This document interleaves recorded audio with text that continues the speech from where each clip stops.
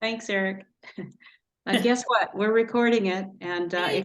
if you don't want to be seen, please turn your video feed off. Um, Before I introduce our speaker, I must acknowledge that we are located on Treaty 6 territory and respect the histories, languages, and cultures of First Nations, Métis, Inuit, and First Peoples of Canada, whose presence continues to enrich our lives.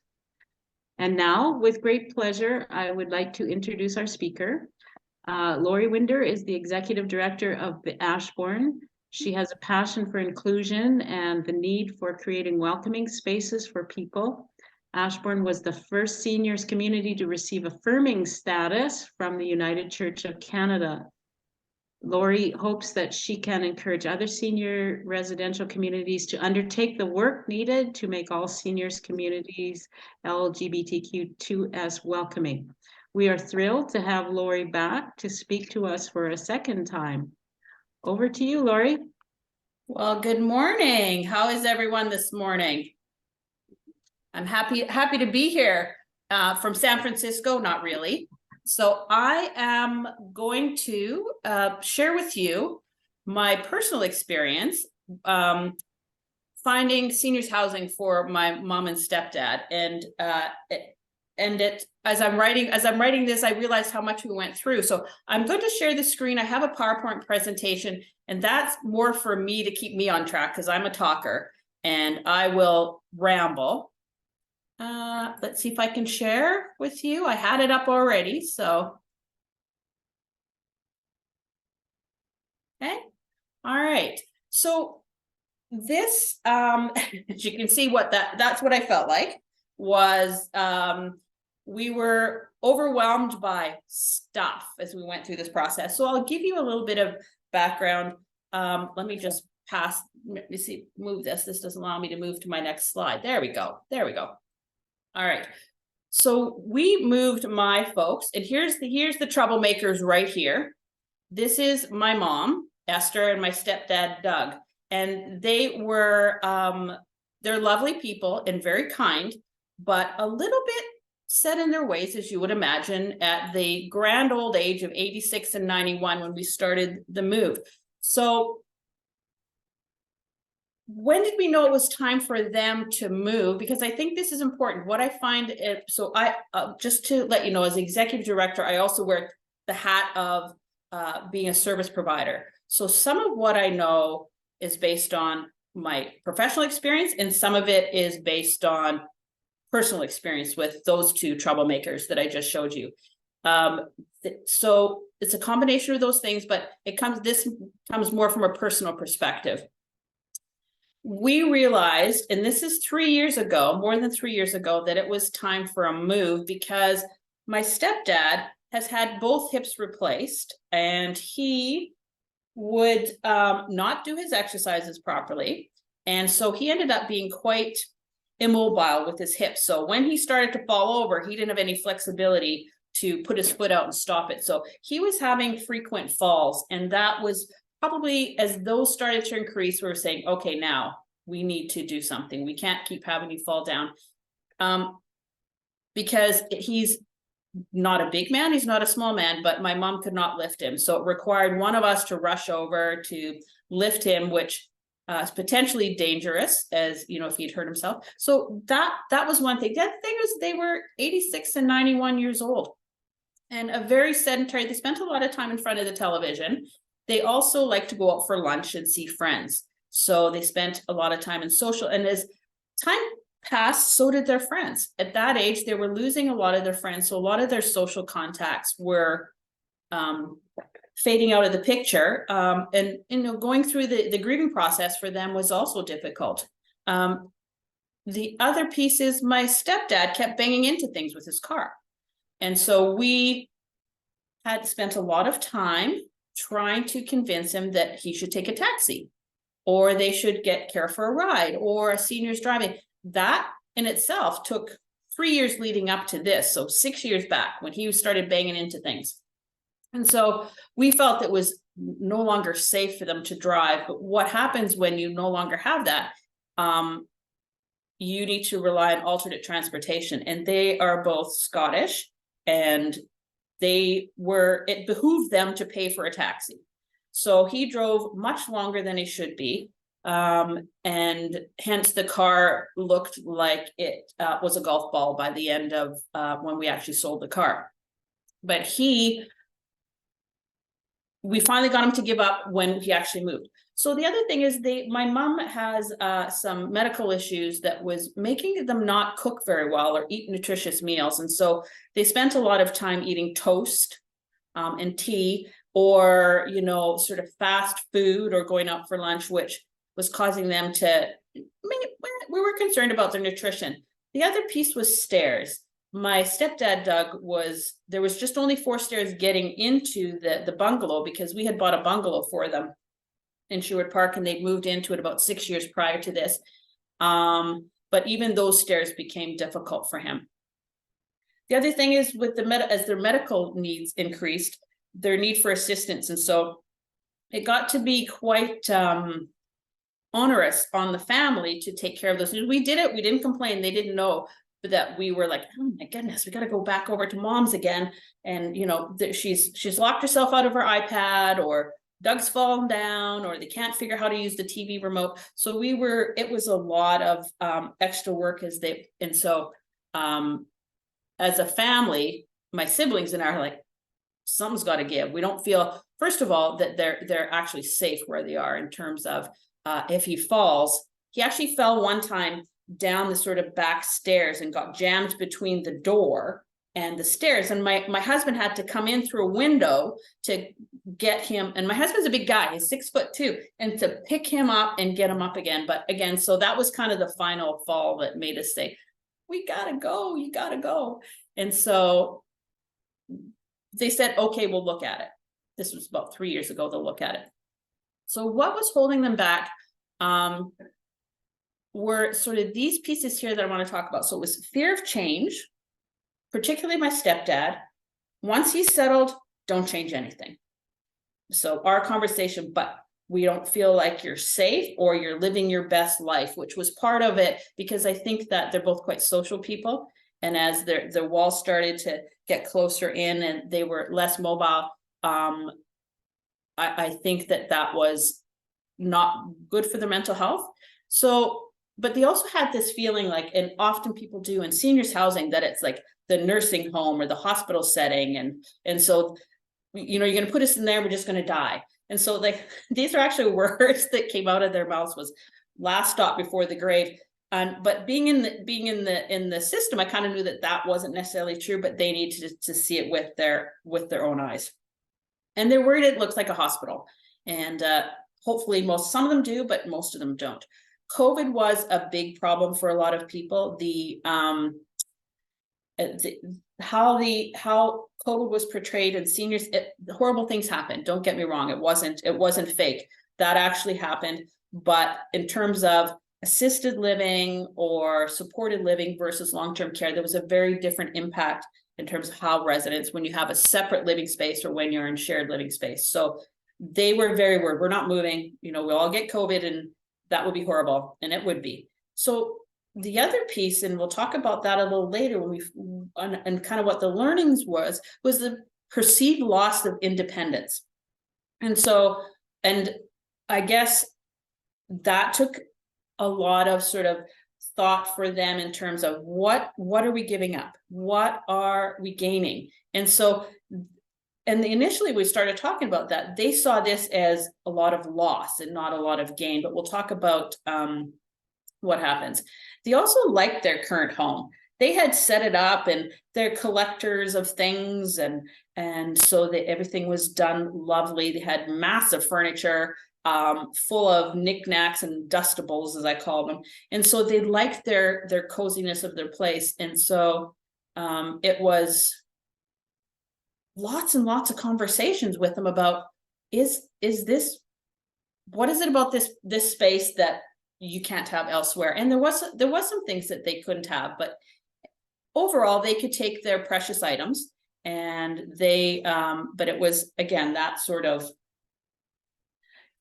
one step closer to the grave was their mindset. And also, I'm going to lose my independence after I move, which I will explain to you is not true. but let's carry on. So how we went about it, so just because, and there's a couple things we did. And so my sister retired the year that they moved, which was last year. They moved last May. So they've been just over a year in their new place. And my sister and I took on the task of trying to find a place to for them to settle and that they would like. So the first thing we needed to do was decide on a location. And the question I'm always asked, why did they not move into your building? Well, mine, two reasons. One was location. I have a sibling that lives in Stony Plain. I have a sibling that lives in Cardiff, just out as St. Albert. And I live in Sherwood Park. So this location wasn't really ideal for them. And frankly, I don't want my mom in my workplace. I love my mom, but I don't need her to say, what are you wearing? You know, did you, the beans were terrible last night. So I really thought, you know, we're just going to get into, we're too much alike and we get into fisticuffs if she was here. So it didn't make sense. And I think a bit of conflict of interest there with the staff saying, well, we have to treat her properly. She's the executive director's mom. So anyways, we decided fairly early on that that wasn't an option. So we looked for a location and we sort of landed on North Edmonton, St. Albert. And so they, that's kind of the areas we were looking, although we did look in Sherwood Park. My sister convinced me that they should be closer to her because she's retired. Well, little did she tell me that she was going to leave for 6 months every year and go south. So she actually moved them further away from me than they were. They were in Sherwood Park with us. Anyways, it's not that bad. But so first thing was location. The second thing is what services and amenities do they offer? And when you're comparing apples to apples, they pretty well tell you they have the same thing. But when you dig a little deeper, they don't necessarily have the same thing. And so the example that I learned through my work is seniors don't move easily. And that's okay. So what we needed to find a place is that the care would come to them if their medical or their physical or their emotional needs change, the mental health change, so that they would not have to make another move. We wanted this to be their place where they could live out the rest of their life comfortably with the services in place and that they were safe. So we wanted to make sure that that was in place as we went from that they had those kind of things. And that their services could ramp up as their skills, or so where they live right now, they do have a kitchen. My mom still wants to cook. Her idea of cooking but she likes to have her place, and they make their lunch and their breakfast and they go to dinner. So we have to find out what kind of things they wanted to need, what kinds of things they needed, and also would there be medical assistance available if my stepdad Doug had a fall, which he does frequently. He's had about, in the last year, he's had about 5 or 6 in there. I don't know, he's made of rubber because he's never broken anything. We call him Gumby because if you know that reference, but he falls and sometimes he's like trapped between the bed and the wall. And so they have to come in, but there's always 2 staff on that can come in and lift him safely. My mom tries, she's 4'10". And she tries to pick him up and they both end up on the floor. And so they have to send 3 staff to pick them all up because mom's trying to pick up Doug and they're both lying on the floor laughing their butts off. Fortunately not hurt, but it's a fairly regular occurrence. So we needed to make sure those kind of things were in place, that they had some kind of call system. So if you fell, they could press a button and people could come. And they do. The other thing was cost is there's quite a variance in cost, and senior living in these kind of places is quite expensive. I don't know if anybody else has sort of explored them, but you're looking at anywhere from, for a 1-bedroom, from $2,000 a month to $6,000 a month. And so in my world, that's $6,000 is a lot of money. So they had to find something a little bit more affordable. But what we had, and they're all about how things look. So both of them grew up in Britain, in Scotland during the war, and lived on rations and never grew up with much money until probably the kids were out of the house and they could afford things that they wanted. So to them, a place that looked fancy or upscale was important. So some places are more homey than others. Some look like a fancy hotel with the sweeping staircases. So we had to kind of find a place that was in their budget, but still looked to them fancy or classy. Highfalutin is some. So we had to do that. So that was for them, because we would take them to less more home-like places that weren't as fancy, and they're like, no, not for us. But they managed to settle on a place in St. Albert. So we did a lot of that. My sister and I did a lot, and my sister spent a lot of time on the phone, phoning them and say, what do you have? Do you have nurses in place? Do you have visiting doctors? Do you have, so the questions that we asked, she spent a lot of time on the phone talking to people, and then we would set up a tour. So 2 things I'd say about this. If you're a little bit sneaky, drop in if you're looking, because we did some drop-ins and some people were amenable to sort of showing us around by just dropping in, and some people are absolutely not. We only do virtual tours, and we only do it on appointment. So I think that says a little bit, and I'll let you interpret that yourself. Some did not have the aging in place capabilities that we were looking for. Some of them were, if your needs changed, you would have to move into a new building that you would have to leave. For example, if you weren't able to get yourself up and out of bed, that you needed a lift or you needed assistance, then say, nope, can't do that. So I guess it's really, we wanted to make sure that those aging in place pieces were there so that we wouldn't have to move them again, or they would have to be separated. What happens sometimes if one of a set of people, like a couple, needs to move to a higher level of care, the person can't follow them. And so if you can't get the care in where you're at, then you have the potential of 2 people living separately that don't want to and paying 2 rents. So we were really very stuck on, we need to have aging in place. We need to be able to get them the care where they need, get them the food, and if needed, we could augment the care by adding some companion care. The other thing we found out where we were looking, and I was somewhat, it took me back a little bit, was some of them were such hard sells. Like I don't mean to put down used car salesmen, but I'll just use that as an analogy, is that some of them were so pushy and was hard sell, and you knew things that they were saying were, a little bit stretching of the truth a little bit, because I know the organizations, but so you had to be careful that you didn't succumb to, that we didn't succumb to hard sell. And so my sister and my folks, they would say, "Ooh, that's really good. Oh, I really like that." And I'd say, that's lovely, but let's just ask a few more questions. So when we were touring places, so we did a lot of research online, and then we started to tour these places, and we took along a checklist, and I was telling, and if anybody wants this checklist, because this again there's lots of checklists out there when you visit, but this is kind of a checklist that I put together with some of the pieces that Sage offers, but also some things I know from a service provider perspective that you might not think of asking if you weren't in the biz. So I put together that, and I'm happy to share that. If anybody wants that, please let me know, and I will share that with you, and for $700, just kidding, free. But the other was, I spent a fair bit of time putting that together for the last EPSG newsletter, so hopefully that's helpful. So bookstore started looking, and we saw quite a variance between places in terms of how we were received, whether it was home-like or where it was very business-like.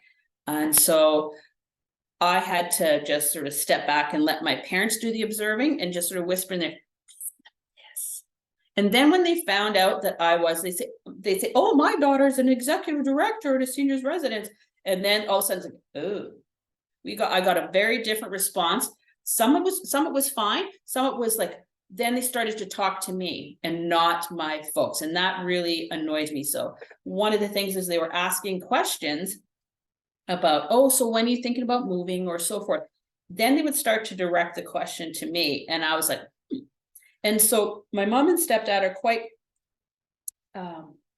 cognitively intact and aware, like they have no trouble answering the question. So why they would ask me, so that was a little bit that's I sort of said to them a couple times, but you want to ask them, they're the one looking. And so it's having a daughter that works in the business. It was a bit of a hindrance sometimes, but a bit of a help also, because I'd ask a question, they go, ooh, nobody's ever asked that before. And I'm, okay, all right. So after we did the tour, they picked a place.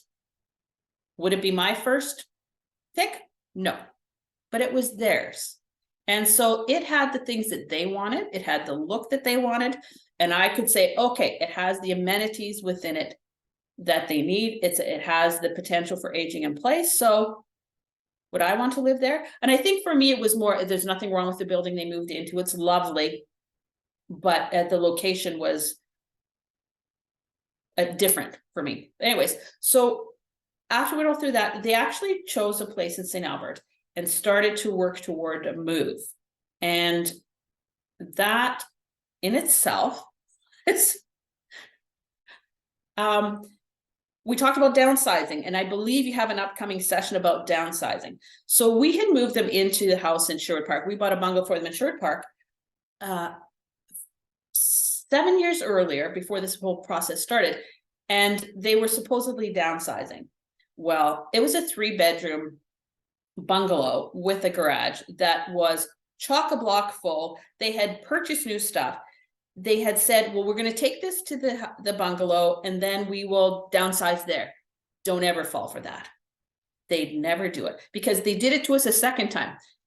So when we go to move them, the place that they had chosen, they had some of the same things. And I'll give you an example. They had 12 salt and pepper shaker sets and didn't want to give any of them up. And do they have emotional, sentimental value? Absolutely not. They just, the idea of giving things up was very hard for them.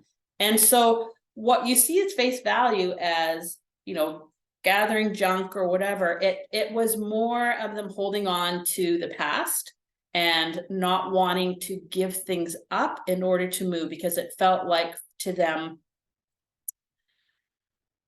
and I'm putting a bit of words in their mouth, but having conversation with my mom is like, but these are our things and we love our things. Do you use these things? No, but there are things, right? So what ended up happening is we spent, no word of a lie, probably 10 full days from 8 in the morning till 9 at night, going through and sorting. And what happened would be is like, do you want to keep this? No, we can donate that.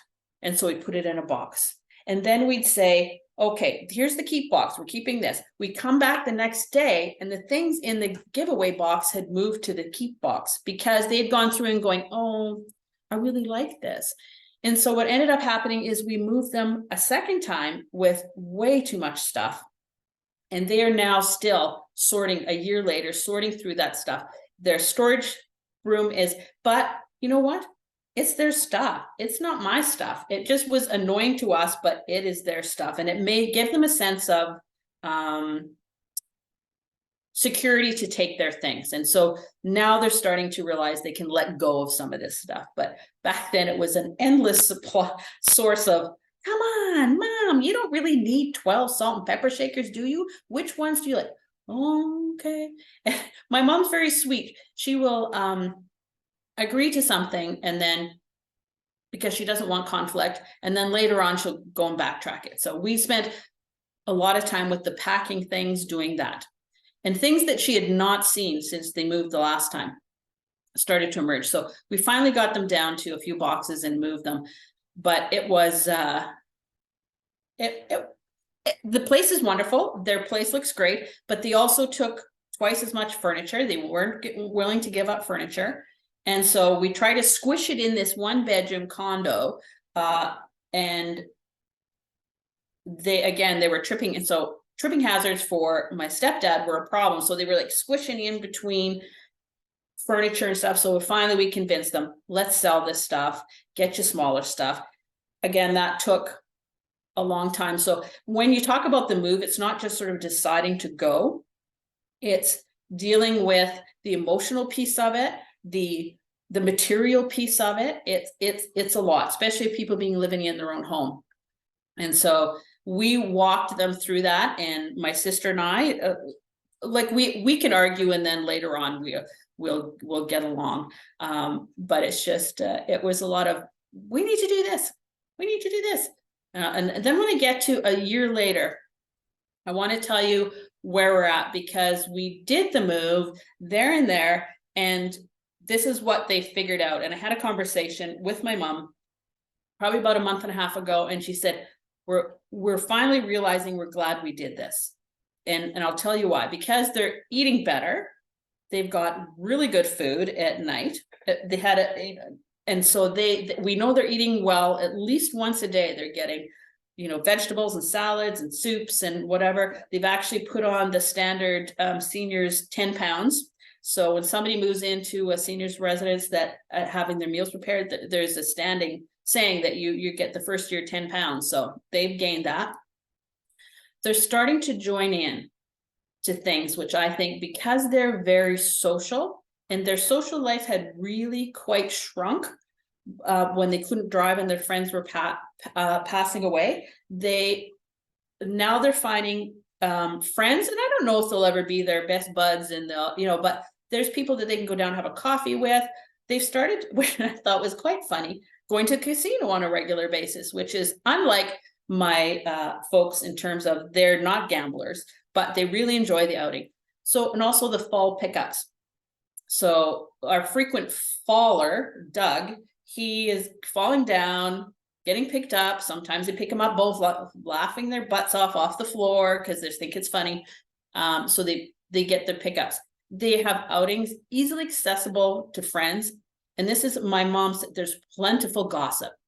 Within a building, it's a small community, it's a village. And so they get a lot of entertainment about what's going on in the building. And guess what happened to Mrs. So-and-so? And did you know that this? And I was like, So I visit them about once a week, and I usually get the scoop on what's the latest gossip. And you can just see them, they light up when they tell you what their neighbors are doing and who did something in the dining room. So the other thing is we have is a peace of mind for the three. There's 3 of us, 3 daughters and a son. My one sister lives away, but peace of mind for us, because we know that if they fall down or if they need to call a nurse, they can get someone there fairly quickly, and that they are eating properly, that they're getting social contact, they're not isolated, and they're kind of living a good life for them. So what they had anticipated was a decrease in independence, and that is not the case. When you stop relying on the family to take care of you, you actually have an increased independence. So they use driving Miss Daisy out in St. Albert. They go on outings. They can. My mom's learned how to use Instacart, so they get groceries. So their independence is quite. It has increased when they had anticipated a decrease in independence. They're not driving, but he's now 92 years old, and we've talked about the golf ball card. But I think that was a hard, and I think it'll be a hard transition for me as well when I have to give up my driver's license. So that was quite hard for him. But they're quite happy. They're quite settled. For them, the idea of such a massive change was really hard, and took 3 years to get them to that realization. And they thought us as their children were just nagging them constantly, saying, he's fallen again, he's got to go. So they're feeling that pressure lifted, that we're not constantly fussing and worrying about them. And did you take your medication? Did you, have you seen your doctor? That kind of stuff. So it's been a relief for all of us, I think. And they seem to be quite happy. So that's the good thing. So the other thing is, what did we learn? downsize before you move. My husband and I have talked to it. I'm 60 and we're going to downsize to a smaller house soon, probably the next 2 or 3 years. And I just realized we're them, right? Ooh, I don't want to give that up. This is really nice. My daughter drew this out of macaroni when she was in kindergarten. I don't want to give that up. But some of that stuff's really got to go. It's a lot of work. So whether it's for yourself or you're looking to help someone move, it takes months of prep. It's not just, okay, we're going to move in 6 months, we're going to move. There's a lot of work to be done in terms of the research, looking into places, visiting places, then actually doing the physical move. That picture of the boxes on top of a person at the beginning there, that's what it felt like, an overwhelming amount of stuff that we needed to take care of and a lot of work. Now, letting go was really hard for them. And most sons and daughters or family members or sisters or brothers or friends who's helping somebody through this, it is really hard to work through the process with them and not put your emotions into it and shift it to an empathetic view. Is like, what are they going through right now? Because sons and daughters know the best for their parents. You need to get in a place that's got nurses. It was sort of if we thought it was letting go, it was hard for us it was really hard for them to let go of that piece of their life. So it's not just about moving. It was about that part where we are homeowners, we are, we're independent in this house. So I think for them over that 3-year period was a grieving period, right? Well, first it was that whole thing about, denial, anger, they went through all those phases to get them to the point where their acceptance is like, we need to do this for our own safety. We need to do that. So it's really hard for them to let go of that piece of their life. The other piece is we understood after that change is good, right? We get stuck. And so some of those things got unstuck because of the move. Stuck was, I'm going to drive my car to the grocery store every day. The unstuck change is good is like, now I can get on my iPad, order my groceries, they deliver it to the building and I'm good to go. The next piece is do it before you need it, because that is the piece I learned here at Ashbourne. Often people come to us and they are in hospital or about to be discharged and they can't go home. So do it before you need it. Don't wait until something happens that you can't return to your home, or whoever your spouse or whatever can't take care of you. So do it before you need it, because when it happens that you have to go now, it takes away choice. So if you're in the hospital, you've had a fairly significant fall and you have to go and you can't go home, then your choices are much more limited. So do it before you need it. Pick where you want to go, decide and start downsizing. The other thing is to be picky. So they were picky where they needed to live to meet their needs and not mine. So I had in my head as executive director, you need this, this, and this, but what did they really need in the end? What did they need? Not what I needed as a daughter. What did they as a couple need in their life? And so they needed a place that looked fancy. They needed a place that had napkins, linen napkins and things like that. For them, it was a sense of security or what made them feel good. My sister and I often got into little battles, and what I had to keep reminding her is listen to what they're saying to you, because we stopped listening. As daughters, we kept going, okay, we need to do this, we're going to take him here, we're going to take him here, we're going to take him, and we stopped listening to him because we thought we knew better than they did what they wanted and needed, which was not true. But we needed to learn. We learned that we didn't listen to them as well. And I kept saying to my sister, have you asked Mom and Doug if this is what they want? Well, no, but this is what have you asked them that? So involving them in the whole process and getting their opinion we were so wrapped up in making this happen for them and as quickly as we could that we forgot to go back and consult with them. And we took on a parent role.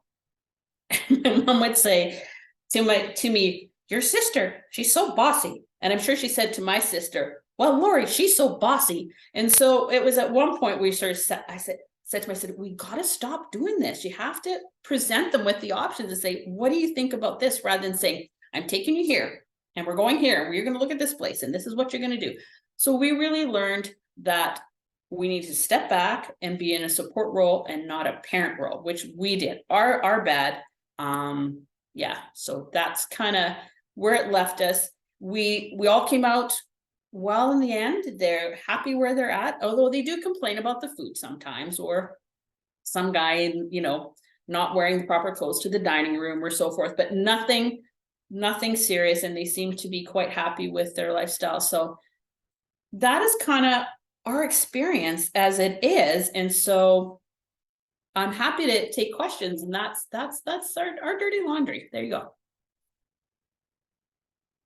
All right. Thank you, Laurie. Yeah. Does anyone have any questions or comments for Laurie? I see Karen has her hand up. Go ahead, Karen. Making like a parent reminds me of a situation. There were times when I tried to do too much, and my wife would say, there's a difference between mother and smother. I like that. And when you think of smother, it says, oh, that's not good. And you learn to back off and realize, oh no, I really have to negotiate more instead of just making independently doing too much. Or for that matter, putting the onus on being asked, would you do this for me? Or would you do that for me? As opposed to, I'm going to do that for you. No, I didn't ask you to do that. You're smothering me. So yeah, it's got to cross immediately. Like, you know, yeah, okay.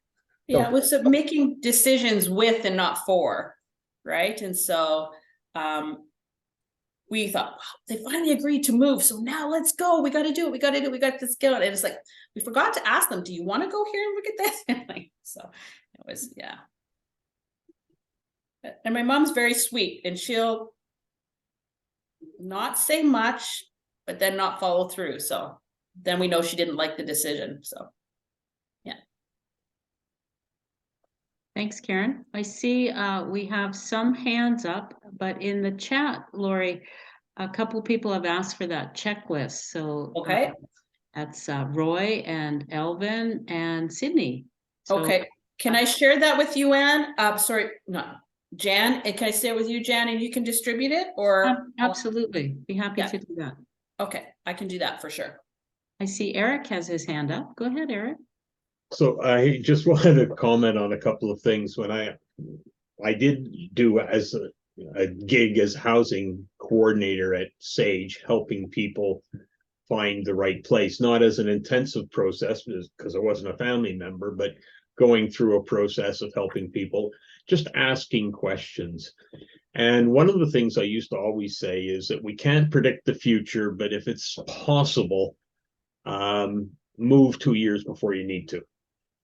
Because again, the choices, you know, there might be a 6-month or an 8-month waiting list for the place that you really like. Well, if you apply, you know, in advance, then that's fine. But the other thing is start downsizing 2 years before you plan on moving. And so I'm now going through that process, and I just want to say to people, like, that emotional part, you know, I've now this summer an hour a week devoted to doing some downsizing, and that's going to increase over the winter time when I have some more time available.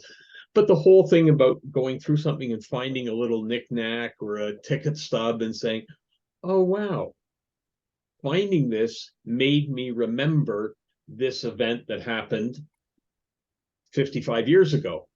If I didn't come across this, would I still have that memory? And it's really, you know, it's a process that you need to go through, and that's why it can magically move overnight from the discard box to the save box, and we don't know how that happens. Anyways, those are just my experiences in it. But thank you so much, Laurie. And yes, so I know it was Sydney who was on the iPad, so we'll make sure that we get those that checklist out to everybody if you'll send it along to either Jan or myself afterwards. Thanks, Laurie. A couple of things I just want to add, because onto you, it's not just a the physical act of moving. It is an emotional piece for us as children and also for them. So being prepared for what's going to bubble up while you're going through this is interesting. The other piece I forgot, and I had it on there, just when you're looking, make sure you budget in 5% increase on average that places will increase your rent. It doesn't always, but my folks found a place that was sort of near the top of their budget. And so as siblings, we need to step back and said, in a year or two from now, are we willing to supplement their rent? So just, sorry, I missed that part. That was fairly important. Not everybody has that. So, okay. Roy, you have a comment or a question for Laurie? Yes, thank you.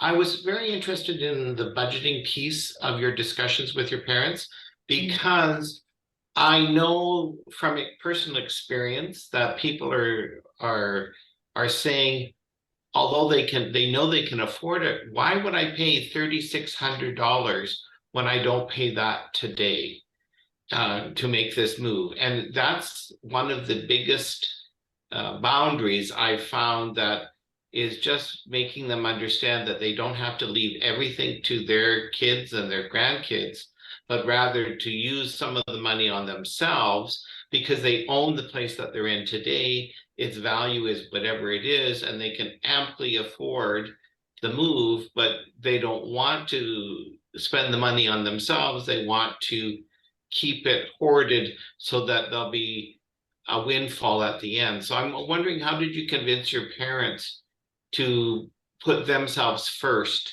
and not think of what they were going to leave their kids?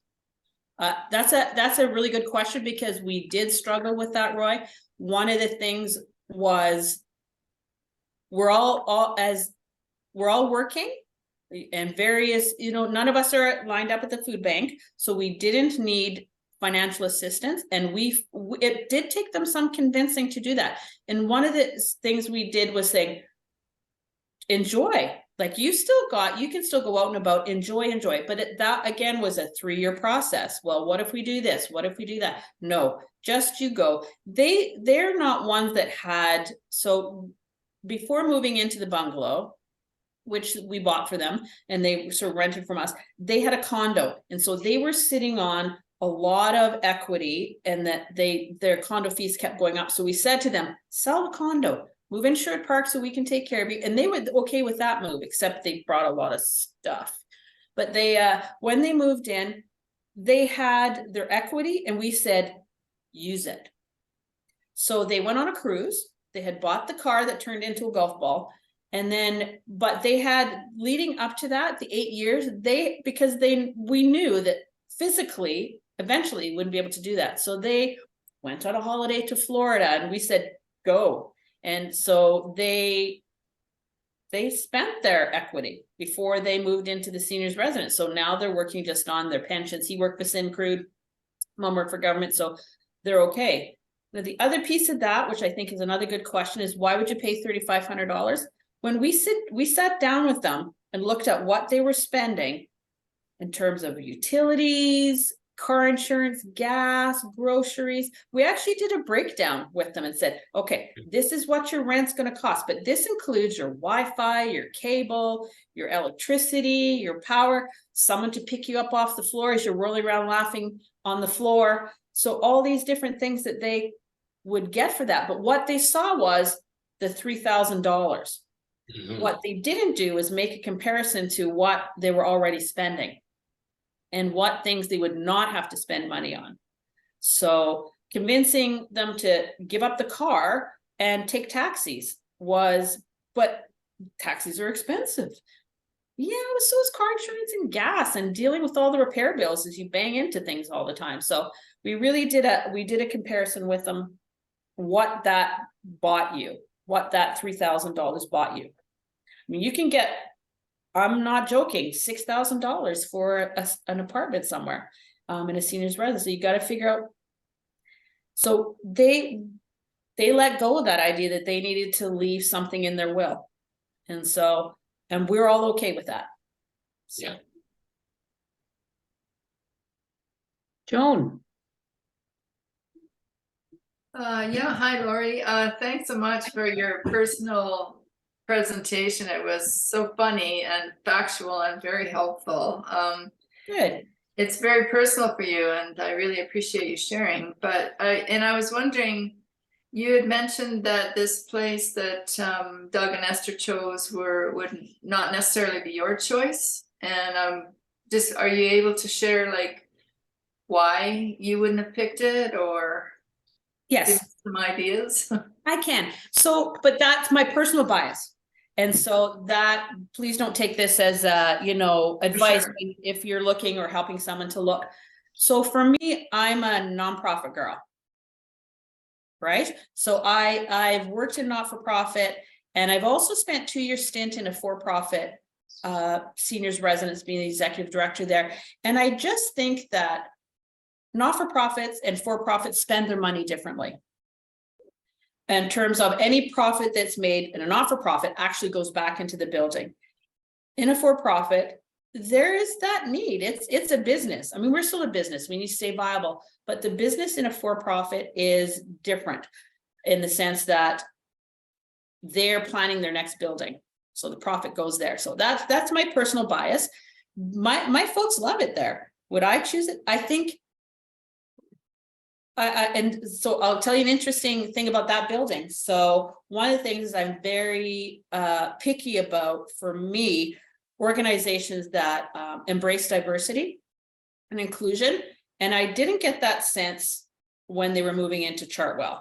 But I'm going to tell you a little something that's quite good. I've been approached by one of their staff to help them work on making it more inclusive. So yay them, that made me happy. That wasn't happening when they moved in.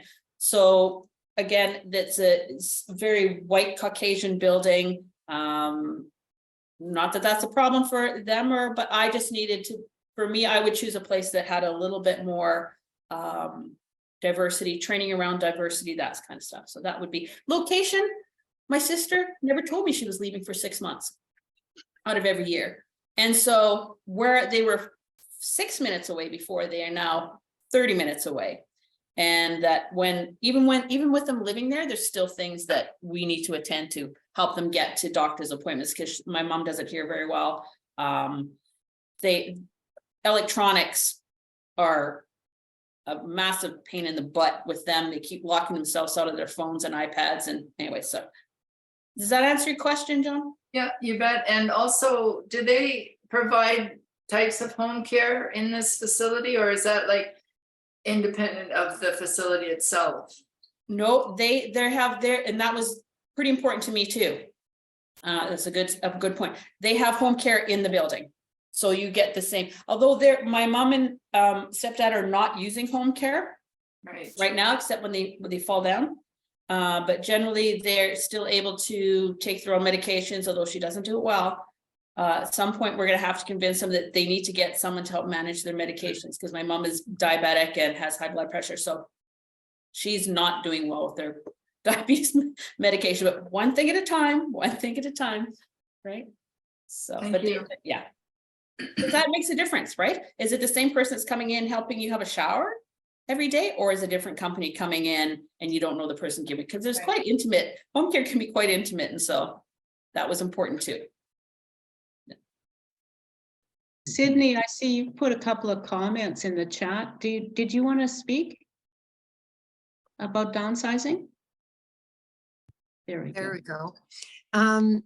Yeah, I just wanted to say, you know, as a person who's downsized now 3 times, it's one of the things that really helps me is regifting. My kids are wonderful, and they give me the most wonderful stuff, and more of it wrapped up and in Christmas presents. I have the best kids in the world. However, at this stage, most of us want a little more experience and a little less stuff.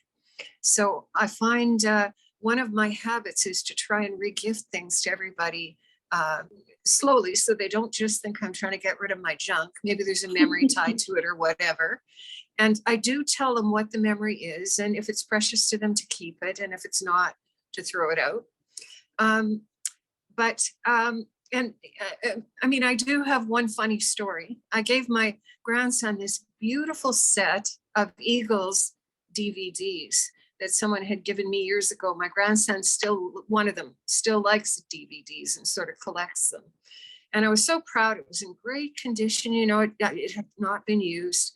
And when he opened the box, there were no DVDs in it.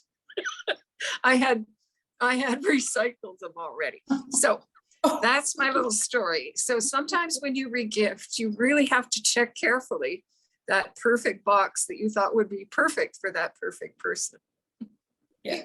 Well, my mom had lots. They used to go out quite a lot. They belonged to the Edmonton Scottish Society, and they went out dinner dances. And so she had quite a lot of nice, sort of more formal outfits. And she kept saying, Laurie, do you want this one? This would be good on you. And I'm like, I don't really want to wear my 87-year-old mother's clothing. It's not to my taste. We are very different, but she could not get her head around why I wouldn't want that Tanjay outfit, or whatever it was, because she's just like, well, you could get a ticket in, or it'll fit you, or whatever. It's like, Mom, I don't want your clothes.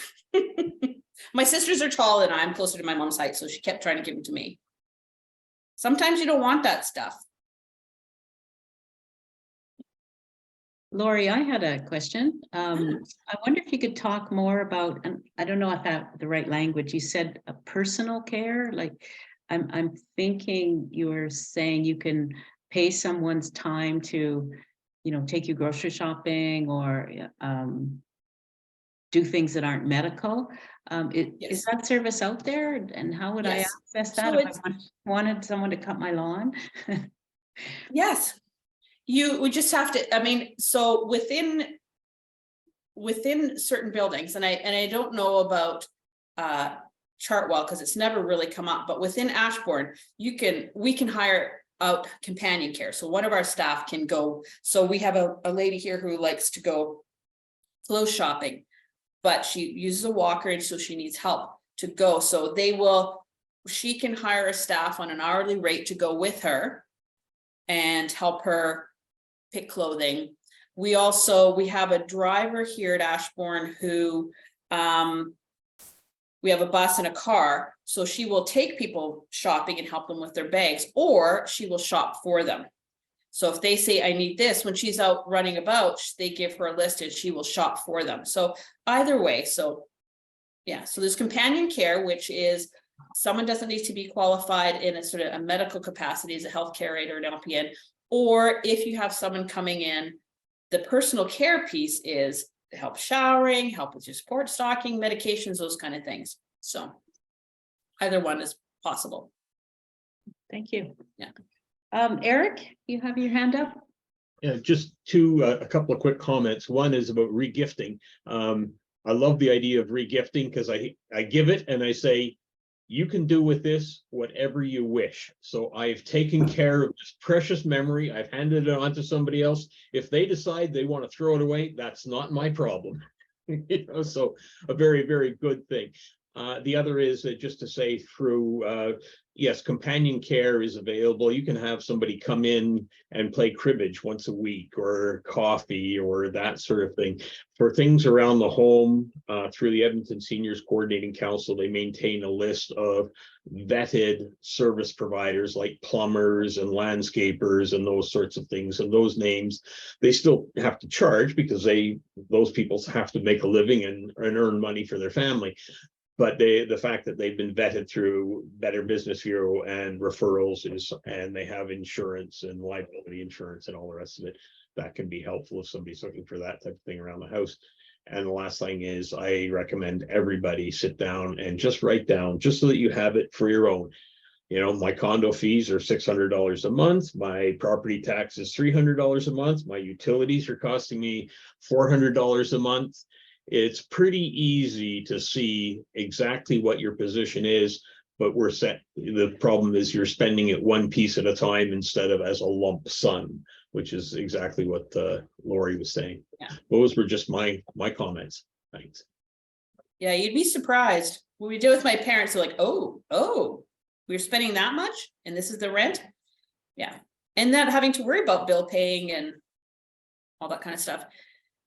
It all went online, right? All the bill paying, all that stuff goes online, and they were having struggle, like, I need to go to the bank to pay my electrical bill. Well, you can't drive, so how do you do that? So it was even just freeing up that piece of their time, was not having to worry about bill payments and going to the bank or you know, wherever to pay their bills. So the interesting thing, and you're not going to like what I'm going to say, but that regifting piece as a daughter, it's really hard, because then you know, they give you this and then you don't want to throw it out. I mean, it's good to say, and sometimes I don't want it. So we had my sister-in-law, her father moved in, and I don't remember, do you remember the photos that have they have these children with the very large eyes? It's a French artist. Is anybody know who I'm talking about? So her dad gifted those to his daughters, precious to him, not precious to her. That's not her style. So she came to our house and said, oh, maybe Laurie, you want this. And she gave it to me. I didn't want it either, but I took it because now it gets wrapped up every second Christmas or birthday and she gets it back. Or I go visit them in the house and I'll take down a picture in her bathroom and hang that one up and just, oh, Laurie, you did it again. So this picture, who nobody actually wanted, is now kind of a little bit of a fun thing that happens, and it's getting bouncing between houses. But regifting works sometimes if the person wants it. You just need to be tough to say when your daughter says, Mom, I don't want that outfit, that she's not hurt because it was to her taste. And so that's the part you have to have a thick skin when you try to give stuff away, to hear that nobody wants your precious treasures. She collects Hummel, if you know what that is, like the Hummel. And my stepdad collected for years and probably had 200 plates, like you hang on the wall, that he said are worth a fortune, but they're not. Nobody wants them. And he was hurt that nobody wanted his precious collection. And so they're in boxes somewhere. So anyways. So we're down to our last 2 minutes, Laurie. I think I'd like to give you the final word. If you have any last words for us, or any events that you want to advertise before we close off here.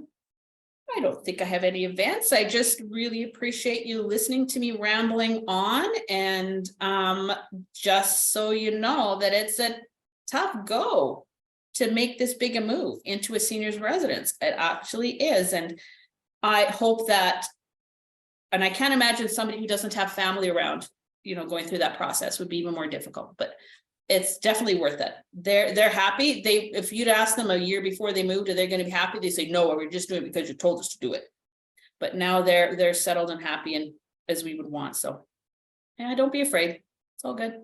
If there's anything I can do to help, if anybody is looking and needs you know, a little bit help, I will get that checklist out to right after. I will get it to Jan there, and she can share it with you, and you can line your bird cage or you can use it. So anyways, it's been a pleasure talking to you. Wonderful, Laurie. If you need to reach us, you can reach us at agingwithpride, YEG@gmail.com. See you all next week. Thanks, Aging with Pride.